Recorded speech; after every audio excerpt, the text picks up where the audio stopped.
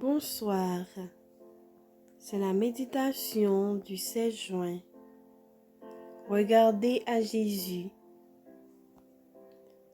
Je suis le pain de vie. Celui qui vient à moi n'aura jamais faim, et celui qui croit en moi n'aura jamais soif. Jean 6, verset 35. J'ai été chargé de dire que nous ne devons regarder à aucun être humain pour la puissance ou l'expérience, ni dépendre de lui pour la force et les directives. Le Christ dit, « Regardez à moi, je suis la lumière du monde. Celui qui me suit ne marchera pas dans les ténèbres, mais il aura la lumière de la vie. » Je m'adresse à ceux qui se prétendent les enfants de Dieu. N'est-il pas temps de connaître la source de notre puissance? N'adopterons-nous pas, à partir de maintenant, une ligne de conduite plus agréable au Seigneur? Des scènes me sont présentées et les mots me manquent pour les décrire. Des épreuves surviendront qui humilieront tous les cœurs fiers. Que personne ne se sente en sécurité en suivant ses propres voies ou en mettant sa confiance en l'homme.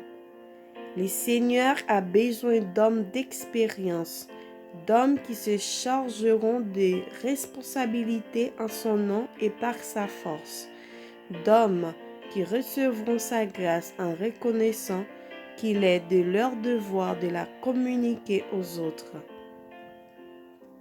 La parole du Dieu vivant doit être notre guide. Chacun doit se rendre compte qu'il dépend de lui, qu'il lui appartient par droit de création et de rédemption. Lisez et étudiez les déclarations du 6e chapitre de Jean. Priez afin de comprendre ces vérités. Je suis alarmé en constatant la faiblesse spirituelle de ceux qui ont reçu une si grande lumière. S'ils avaient marché dans cette lumière, ils auraient fait preuve de force dans le Seigneur.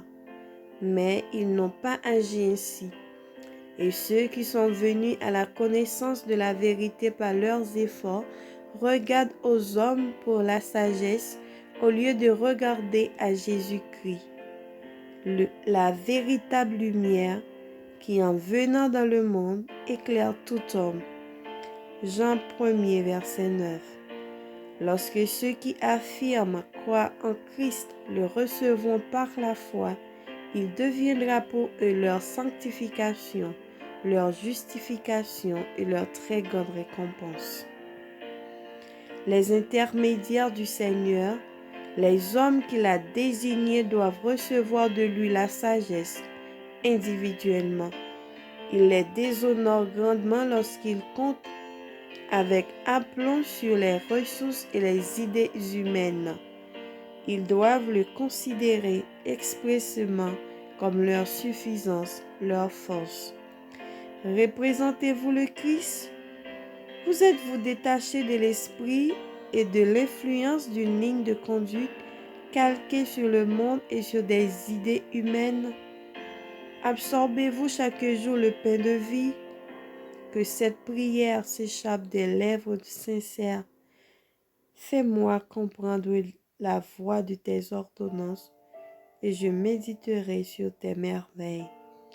Je serre ta parole dans mon cœur afin de ne pas pécher contre toi. Psaume 119, verset 27 et le verset 11.